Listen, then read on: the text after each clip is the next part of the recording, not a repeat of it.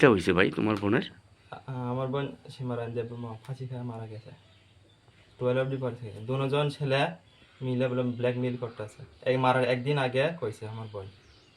তার নাম হলো ছেলের নাম হলো অশোক দেববর্মা আর একজনের আমি তো চিনছি না এখনো। তারা তার বন্ধুই বলে অশোক দেববর্মার বন্ধু বলে এই যা বিশ্রামগঞ্জ ওয়ারেংবাড়ি আর কি খেংরা করে আর কি খ্যাংরাবাড়ি। হ্যাঁ ব্ল্যাকমেইল করার পরে একদিন মারা যাওয়ার একদিন আগে করে দিয়েছে আমার বোন ব্ল্যাকমেইল করতেছে। আমরা তারপরে জিজ্ঞাসা করছে কিছু হইবে না।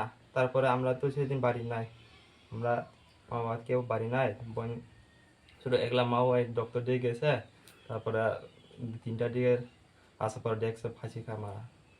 তারপরে পুলিশে খবর দিয়েছি, পুলিশ আইছে তারপরে এফআইআর করছে।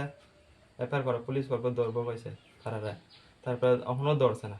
তারপরে কয়েকদিন আগে জিজ্ঞাসা করলে 4 দিন লাগবো টাইম, 4 দিনের পরে জিজ্ঞাসা করলে আবার 2 দিন লাগবো।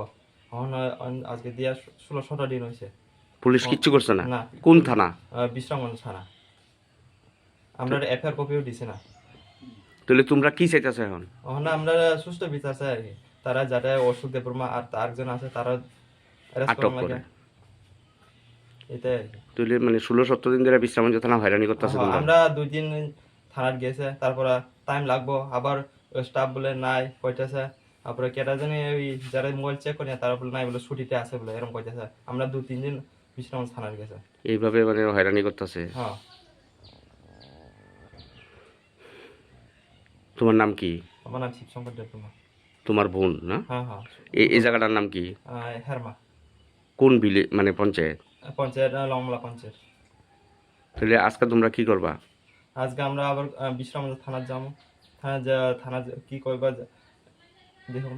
তারপরে সরি থানা কিছু না করলে আমরা থানা ঘেরাও করম, নাহলে কোর্টে কেস করম। আমরা সাহায্য কেউ করছে না, এমএলএও আইছে, জাস্ট এমএলএ আইয়া গেছে শুধু। আমরা ওই সুপোর্ট দেববর্মা চলে মনীষ কেন্দ্রে আর কিচ্ছু করছে না? না না কিছু কইছে না। তারপরে আবার কিছুই কইছে না। সেদিন কইছে আমি সাহায্য করম, কিছু করছে না।